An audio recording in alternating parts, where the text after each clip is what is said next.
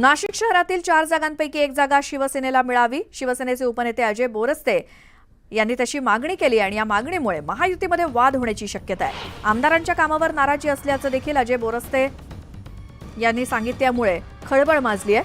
भाजप पक्षातलेच नेते भाजप आमदारांवरतीच नाराज असल्याचं देखील बोरस्तेंनी दावा केलाय आणि शहरातील 4 जागांपैकी 3 भाजपकडे तर एक राष्ट्रवादी अजित पवार गटाकडे, तर 4 जागांपैकी एक जागा आम्हाला मिळावी यासाठी शिवसेनेचे नेते मुख्यमंत्र्यांची भेट घेऊन मागणी करणार आहेत. शिंदेंच्या शिवसेनेचे उपनेते अजय बोरस्ते आपल्यासोबत आहे. नाशिकमधल्या कोणत्या जागांवरती आपला दावा आहे आणि खरं तर महायुतीमध्ये ह्या ज्या जागा आहेत त्याच्यावरती महायुतीमधले जे इतर पक्ष जसं भाजप असेल किंवा राष्ट्रवादी अजित पवार गट त्यांचे उमेदवार त्या ठिकाणी आहे, काही स्टँडिंग आमदार आहेत. तुम्ही नेमका जागा कुठे मागणार आहात? मुंबई ठाण्यापाठोपाठ जर शिवसेनेचा कुठला बालेकिल्ला असेल तर तो नाशिक आहे. माननीय मुख्यमंत्री एकनाथ शिंदे साहेबांचं नाशिककरांवर विशेष प्रेम आहे आणि नाशिककरांच्या मनात सुद्धा मुख्यमंत्र्यांबद्दल एक वेगळा आदर आहे. नाशिकमध्ये तुम्ही बघा, नाशिकच्या ग्रामीणचे मतदार म्हणजे देवळाली असेल, दिंडोरी असेल, इगतपुरी असेल, परंपरेने हे मतदारसंघ शिवसेनेकडे राहिलेले आहेत. नाशिक शहरात सुद्धा शिवसेनेचं मोठं जाळं आहे. शिवसेनेचे नगरसेवक आहेत आणि हा नाशिक शहरातल्या 3 मतदारसंघांपैकी एक मतदारसंघ आम्हाला सुटला पाहिजे अशी आमची रास्त इच्छा आहे. सर्व कार्यकर्ते, सर्व पदाधिकारी सगळ्यांचं म्हणणं असं आहे की आपण माननीय मुख्यमंत्री महोदयांना भेटू आणि अशी मागत नाही आम्ही जागा. आमच्याकडे प्रत्येक ठिकाणी चांगले ज्याला म्हणतो सक्षम असे उमेदवार आहेत आणि जिंकून येऊ. माननीय मुख्यमंत्र्यांकडे आम्ही जाणार आहोत, याची वस्तुस्थिती समजून सांगणार आहोत काय काय नाही. आणि आम्हाला एवढंच सांगायचं आहे की साहेब, आता ह्यावेळेस तरी कुठलाही उमेदवार निवडताना कुठल्याही पक्षाचा असो तो निवडून येईल एवढाच निकष ठेवा. तुम्ही सांगा आम्ही कमी असू तर आम्ही थांबू, काही विषय नाही आहे, परंतु आम्हाला खात्री आहे की आमच्याकडे असलेले उमेदवार हे निवडून येणारेच उमेदवार आहे आणि त्यामुळे ह्या मतदारसंघांवर आमचा अधिकार आहे आणि तो आम्ही मागणार. व्हिडिओ जर्नलिस्ट हेमंत बागुलसह लक्ष्मण घाटोळ, न्यूज 18 लोकमत, नाशिक. विधानसभा निवडणुकीचे बिगुल वाजले त्यामुळे आता मावळ विधानसभा मतदारसंघात देखील उमेदवारीवरून रस्सीखेच बघायला मिळते. सध्या मावळ विधानसभा मतदारसंघात महायुतीमध्येच रस्सीखेच दिसते. राष्ट्रवादी काँग्रेस अजित पवार गटाचे प्रदेश उपाध्यक्ष बापूसाहेब भेगडे यांची पक्षाकडून राज्य शासनाच्या महाराष्ट्र कृषी शिक्षण आणि संशोधन परिषदेच्या उपाध्यक्षपदी नियुक्ती करण्यात आली आहे. मात्र या पदाची मागणी केली नाही, त्यामुळे हे पद नको तर मावळ विधानसभा मतदारसंघातून उमेदवारी मागितलेली असून पक्षानं माझी उमेदवारी जाहीर करावी अशी भूमिका बापू भेगडे यांनी घेतली आहे. पत्रकार परिषद घेत बापू भेगडे यांनी ही भूमिका मांडली, परंतु यामुळे आता विद्यमान आमदार सुनील शेळके यांच्या अडचणीत वाढ झाली असून उमेदवारीला अजित पवार गटातूनच विरोध असल्याचं या निमित्तानं अधोरेखित होत आहे. काय निर्णय घ्यायचा त्यावेळेस घेऊ. आणि मी कळवलेलं सुद्धा होतं की मला काही महामंडळ नकोय, मलाही काही गोष्ट ह्यामध्ये, कारण की मी खूप मोठ्या ह्या महामंडळापेक्षा खूप मोठ्या त्या गोष्टीवर पण काम करतोय. असं काही मला पक्षांनी दिलं नाही, पण आजही मी ज्या गोष्टीची मागणी केलेली आहे त्या गोष्टीवर मी ठाम आहे.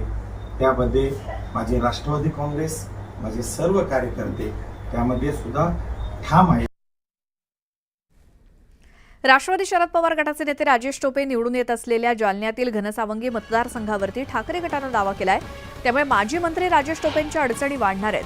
अंबड विधानसभा मतदारसंघाचे माजी आमदार शिवाजी चोथे यांनी या मतदारसंघावरती दावा केलाय. महाविकास आघाडीत घनसावंगीची जागा शिवसेना उद्धव बाळासाहेब ठाकरे गटाला सोडून देण्यात यावी अशी मागणी उद्धव ठाकरेंकडे करणार असल्याचं शिवाजी चोथे यांनी म्हटलंय आणि याआधी देखील हा मतदारसंघ ठाकरे गटाकडे घ्यावा अशी मागणी करण्यात आली असून आता शिवसैनिकांना सोबत घेऊन उद्धव ठाकरेंना भेटणार असल्याचं सांगत ही जागा शिवसेना ठाकरे गटाला न सुटल्यास शिवसैनिकांना विचारात घेऊन पुढील निर्णय घेणार असल्याचं देखील शिवाजी चौथे यांनी म्हटलंय.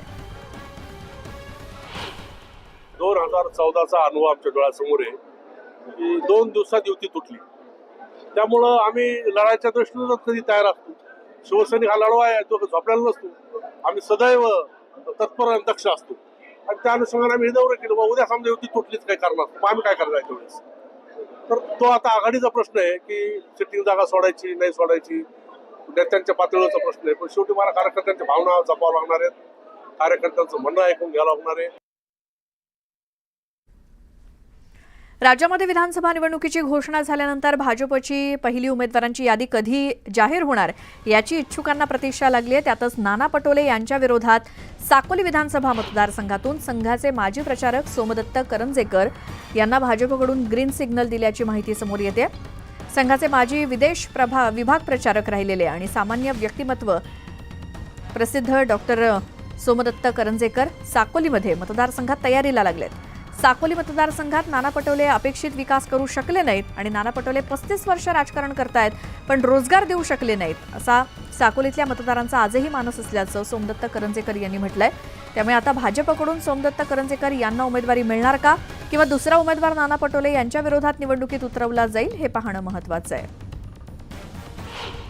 आपल्यासोबत सोमदत्त करंजेकर आहेत. तुम्ही भाजपकडं साकोली साठी उमेदवारी मागितलेली आहे. काय नेमकी तुमची पक्षासोबत चर्चा झालेली आहे आणि आता किती तयारी तुमची सुरू झाली? हो सर, माझं इथे बरंचसं सामाजिक क्षेत्रात काम आहे. शैक्षणिक क्षेत्रात जवळपास हजारो विद्यार्थी आत्तापर्यंत देश विदेशात सरकारी आणि प्रायव्हेट नोकऱ्यांमध्ये चांगलं करत आहेत. जवळपास 700-800 विद्यार्थ्यांना दरवर्षी माझ्या माध्यमातून रोजगार लाभतो. अनेक स्टार्टअप आहेत. हे सगळं पार्श्वभूमी असताना लोकांचीच इच्छा आहे की जे शेतकऱ्यांसाठी, महिला, युवकांसाठी आमचे कामं आहेत की मी इथे उमेदवारी मागावी. तशी मी भारतीय जनता पक्षाकडे मागितली आहे आणि मी सकारात्मक आहे की पक्ष माझा नक्की विचार करत आहे. भाजपची कुठल्याही क्षणाला यादी येऊ शकतं, त्या यादीमध्ये तुमचं नाव पहिल्या यादीत येईल अशी अपेक्षा? आता हे पक्षश्रेष्ठी ठरवतील की स्ट्रॅटेजिकली साकोलीचं नाव कोणत्या यादीत काढायचं, पण मला विश्वास आहे की यावेळेस तिथून आमची महायुती नक्की विजय होईल. पण नाना पटोलेंनी स्वतःला मुख्यमंत्री प्रोजेक्ट केलेला आहे, त्यामुळे साधारणतः भंडारा आणि साकोलीमध्ये लोकांची अपेक्षा आहे की नाना पटोले जर निवडून आले तर ते राज्याचे भविष्यात मुख्यमंत्री होऊ शकेल. अशावेळी तिथून निवडणूक लढणं किती आव्हानात्मक असणार? हो सर, मी तुम्हाला आमंत्रित करतो. तुम्ही साकोली, लाखनी, लाखांदूरला येऊन बघा. तुम्हाला किंचितही वाटणार नाही की आपण 2024मध्ये आहे महाराष्ट्रात. इतकी दुरावस्था तिथे रस्त्यांची, सरकारी शाळांची, आरोग्य व्यवस्थेची आहे. शेतकऱ्यांचं नाव घेऊन राजकारण करायचं पण पुढे त्यांच्यासाठी काहीच करायची नाही, अशी एकंदरीत परिस्थिती आहे. पुढे जर्नलिस्ट प्रशांत मेहता, उदय तिमांडे, न्यूज 18 लोकमत, नागपूर. येथे एक छोटासा ब्रेक घेऊन आपण लगेचच परत येऊया. तुम्ही पाहत राहा न्यूज 18 लोकमत.